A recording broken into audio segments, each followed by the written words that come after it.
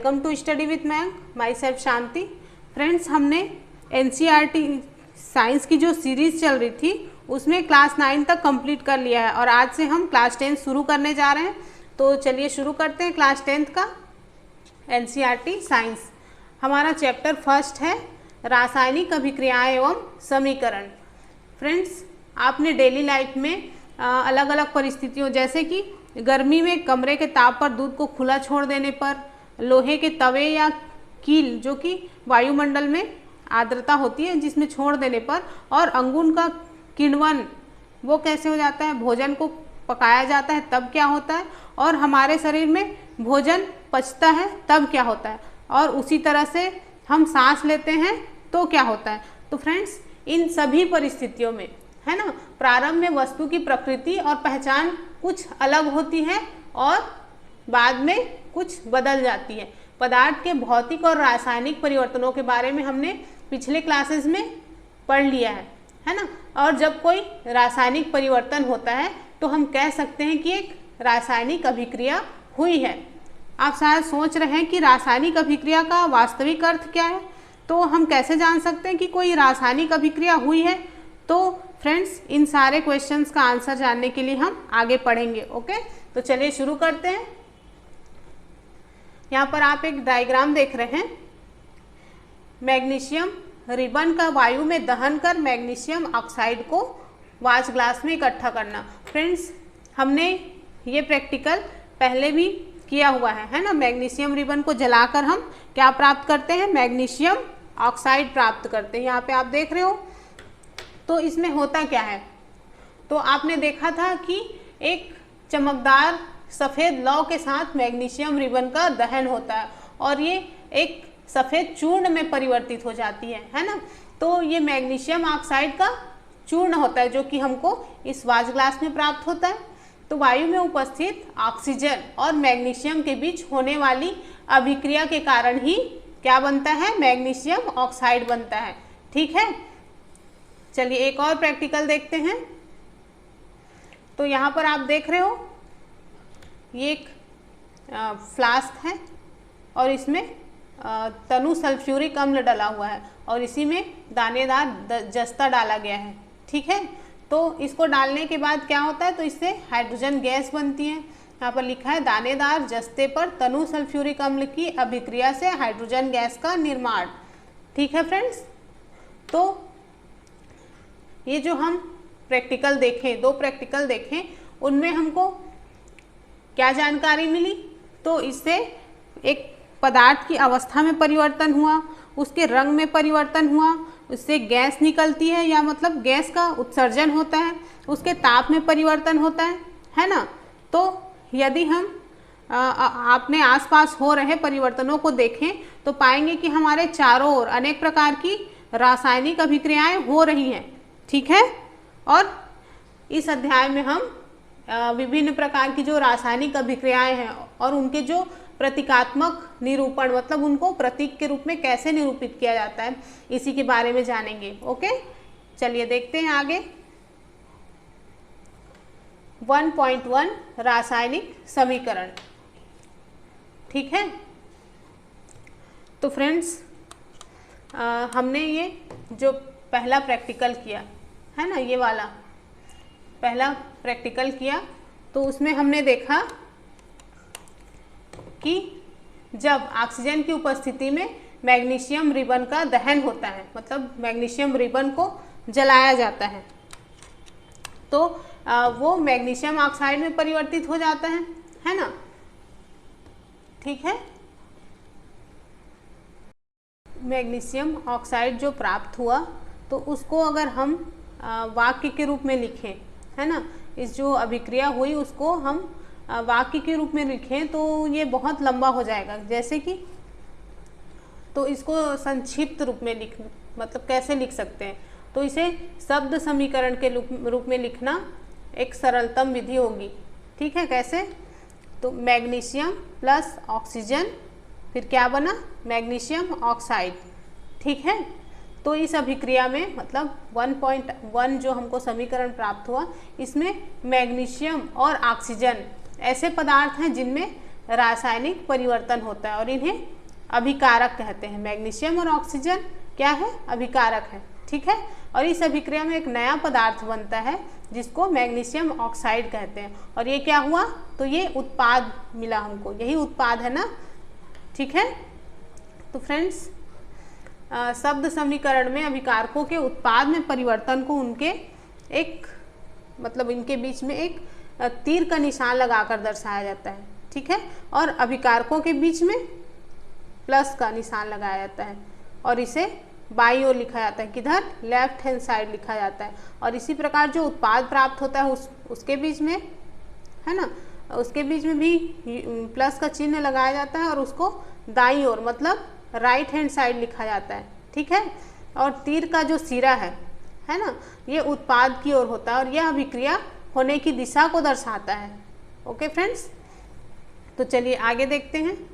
ये आपको पता चल गया कि हमने ये जो प्रैक्टिकल किया इसको हम कैसे लिख सकते हैं, तो इस तरह से लिख सकते हैं जैसा कि मैंने अभी बताया, ठीक है। चलिए अब आगे देखते हैं 1.1 का 1, रासायनिक समीकरण लिखना। तो क्या रासायनिक समीकरण के निरूपण की इससे भी कोई संक्षिप्त विधि हो सकती है? क्या हम शब्दों की जगह रासायनिक सूत्र का उपयोग करके रासायनिक समीकरण को अधिक संक्षिप्त या उपयोगी बना सकते हैं? हाँ, बिल्कुल बना सकते हैं। रासायनिक समीकरण किसी रासायनिक अभिक्रिया को दर्शाता है ना।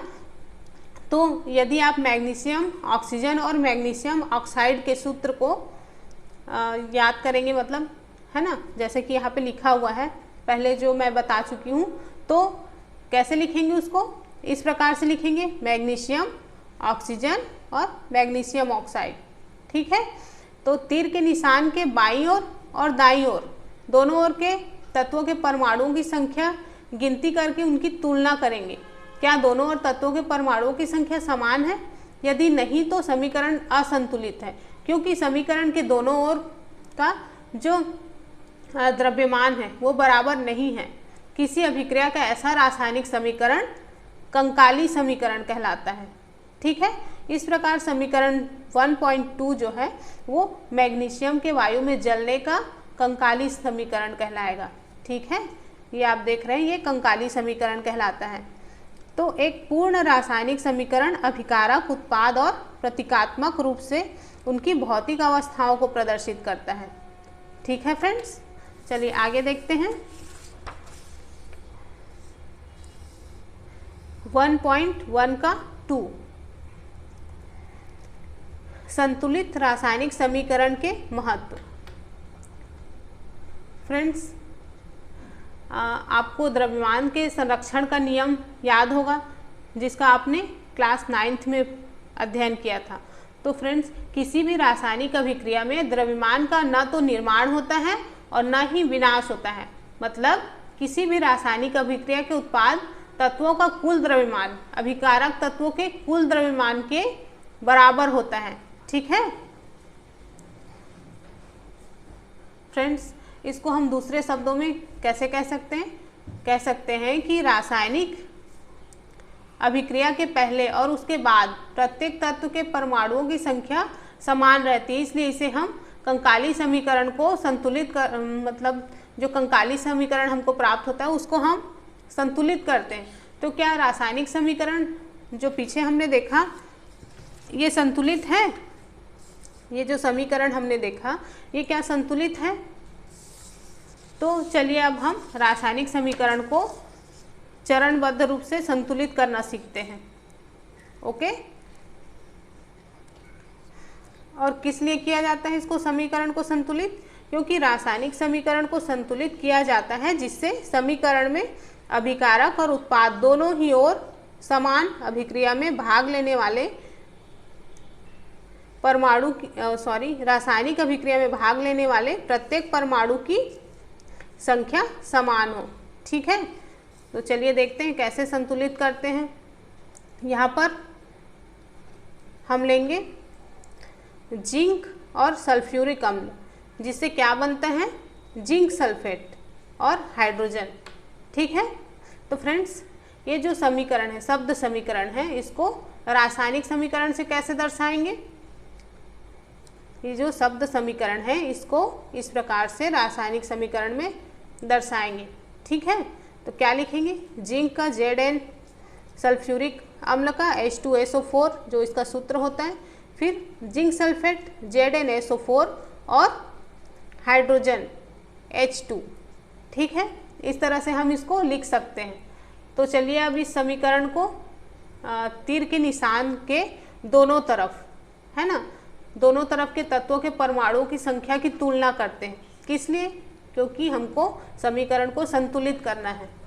ठीक है, तो फ्रेंड्स यहाँ पर आप देख रहे हो कि जिंक जो है इसमें अभिकारक में, है ना, ये अभिकारक है और ये उत्पाद है। तो अभिकारक में जिंक की संख्या कितनी है? 1 है। और उत्पाद में भी 1 है। और उसी तरह से हाइड्रोजन की संख्या कितनी है? यहाँ पे 2 दिख रहे हैं मुझे तो, और उत्पाद में भी 2 दिख रहे हैं। ठीक है, सल्फर यहाँ पर 1 है और यहाँ भी 1 है। ऑक्सीजन कितनी है? ऑक्सीजन 4 है और इधर उत्पाद में भी ऑक्सीजन 4 है। तो समीकरण जो आप 1.3 देख रहे हो, तो इसमें तीर के निशान के दोनों तरफ, है ना, दोनों ओर जो प्रत्येक तत्व है उनके परमाणुओं की संख्या समान है, इसलिए ये एक संतुलित रासायनिक समीकरण कहलाएगा। ठीक है, तो फ्रेंड्स अब हम इसी तरह से और एक समीकरण लेते हैं और उसको संतुलित करने का प्रयास करते हैं। तो चलिए देखते हैं। Fe प्लस H2O, फिर Fe3O4 प्लस H2, ये क्या है? फेरस। ठीक है, तो फ्रेंड्स इसको हम कैसे संतुलित करते हैं, इसको अलग अलग चरणों में सीखेंगे। चरण पहला है, रासायनिक समीकरण को संतुलित करने के लिए सबसे पहले सूत्र के दोनों ओर एक बॉक्स बना लेते हैं और समीकरण को संतुलित करते समय बॉक्स के अंदर और कुछ भी परिवर्तन नहीं करते। पहले चरण में हम सिर्फ एक बॉक्स बनाएंगे। ये जो समीकरण है सिर्फ इनको बॉक्स में बंद कर देना है। ठीक है, जैसे कि यहाँ पे आप देख रहे हो। फिर उसके बाद क्या किया जाता है? दूसरे चरण में अब हम जो ये समीकरण जो असंतुलित है उसमें जितने भी तत्व उपस्थित है उनके परमाणुओं की संख्या की सूची बना लेते हैं।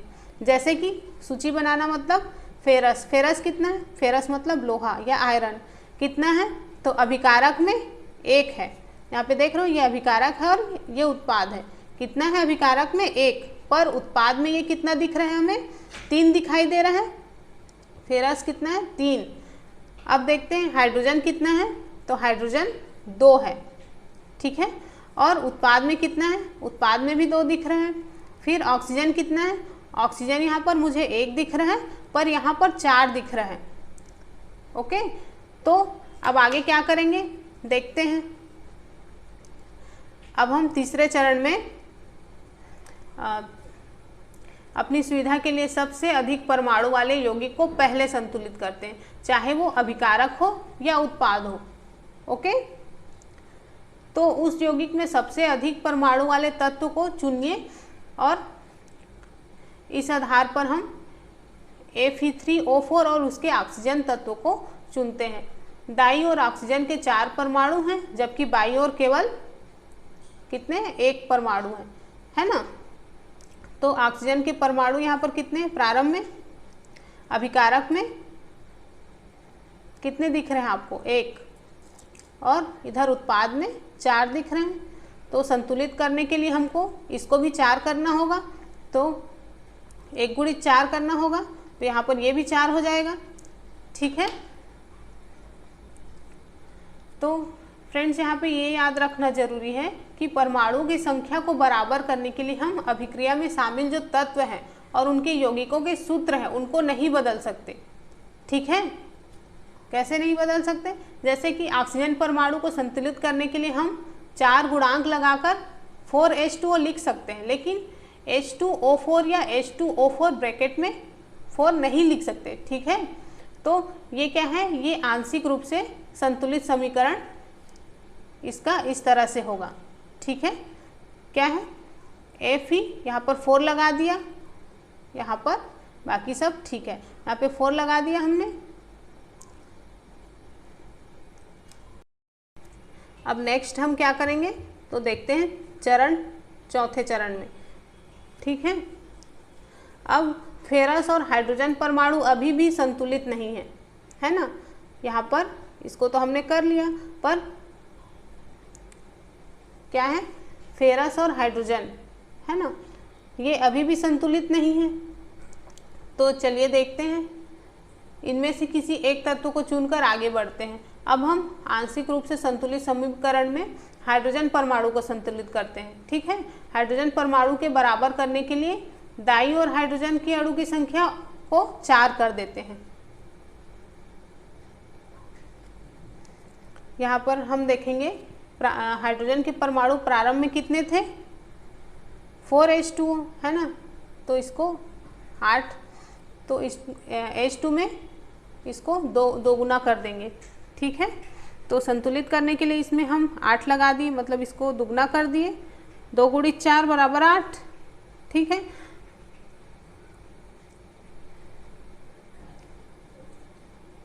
तो यहाँ पर ये आंशिक रूप से संतुलित हो गया। यहाँ पर भी हमने 4 लगा दिया, यहाँ पर 4 है और यहाँ पर 4, ठीक है। चलिए अब आगे देखते हैं।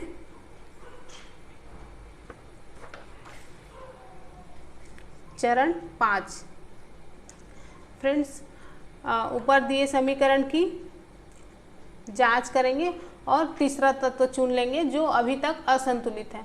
तो फ्रेंड्स, हमें कौन सा दिख रहा है, तो हमें सिर्फ लोहा या फेरस ही दिख रहा है जो अभी तक संतुलित करना बाकी रह गया है, ठीक है। तो चलिए अब उसके तत्वों, मतलब उसमें कितने परमाणु हैं देख लेते हैं। लोहे में, आयरन में, तो प्रारंभ में इसमें कितना था, 1 था, फिर ये उत्पाद में कितना था, 3, है ना। तो अब इसको संतुलित करने के लिए इसको भी 3 करना होगा हमको।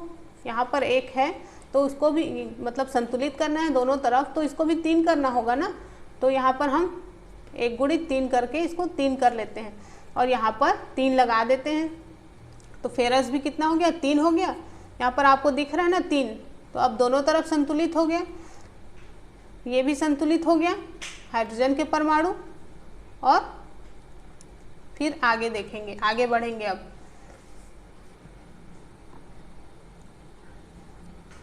चरण 6वां। अब ये लास्ट स्टेप है, समझिए।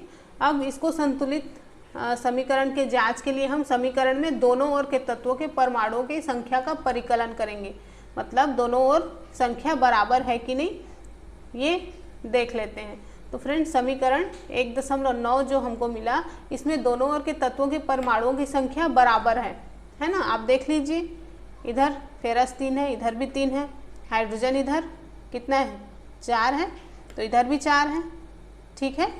तो दोनों ओर के तत्वों की परमाणुओं की संख्या बराबर है, मतलब ये समीकरण अब संतुलित है। और रासायनिक समीकरणों को संतुलित करने की इस विधि को क्या कहा जाता है, तो इस विधि को हीट एंड ट्रायल विधि कहा जाता है, ठीक है। तो रासायनिक समीकरण को इस तरीके से हमने जो संतुलित किया, एक एक तत्व को लेकर के, तो इसी को क्या कहा हमने, heat and trial Vidhi. Okay friends, तो पूर्णांक संख्या के गुणांक का उपयोग करके समीकरण को हमने संतुलित किया।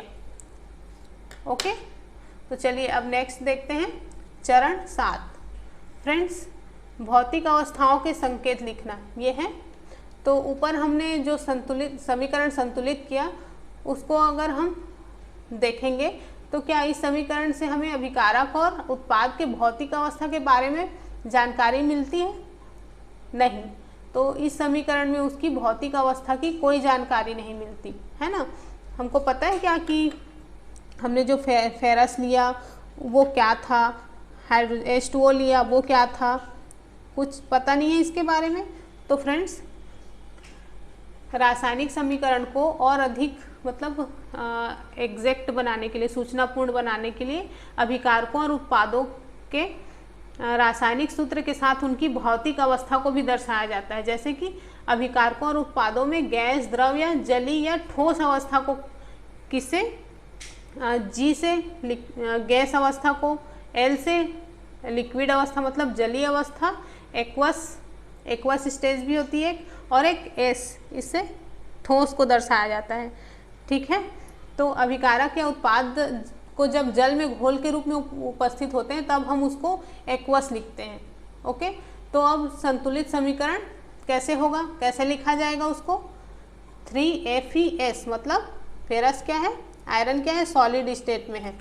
फिर H2O कौन से स्टेट में है, गैस स्टेट में है, मतलब यहाँ पर जल को भाप के रूप में लिया गया है। ओके, फिर Fe3O4 ये कौन से स्टेट में है, सॉलिड स्टेट में, और H2 फिर गैस स्टेट में। तो ये हमको भौतिक अवस्था के बारे में जानकारी मिल गई है ना। मतलब आप अगर इस समीकरण को ध्यान से देखेंगे तो इसमें H2O के साथ किसका चिन्ह लगा है, G का चिन्ह लगा है, इसका उपयोग किया गया है। तो ये दर्शाता है कि अभिक्रिया में जल का उपयोग भाप के रूप में किया गया। ओके, अब प्रायः हम हर रासायनिक समीकरण में भौतिक अवस्था को शामिल नहीं करते जब तक ये आवश्यक नहीं होता है, और कभी कभी अभिक्रिया की परिस्थितियों जैसे कि ताप, दाब या उत्प्रेरक को भी तीर के निशान के रूप में नीचे दर्शाया जाता है, जैसे कि आप यहाँ पे देख रहे हो COG ये गैस स्टेज में है, फिर 2H2 ये भी गैस स्टेज में है, फिर यहाँ पर 340 ATM लिखा है, फिर CH3OH ये लिक्विड स्टेज में है। तो 340 ATM क्या है, तो ये दाब को सूचित कर रहा है, 340 एटमॉस्फेयर को दर्शा रहा है। ठीक है, और इसी तरह से यहाँ पे आप देखोगे ये प्रकाश संश्लेषण का को हमने सूत्र के रूप में दर्शाया है यहाँ पे।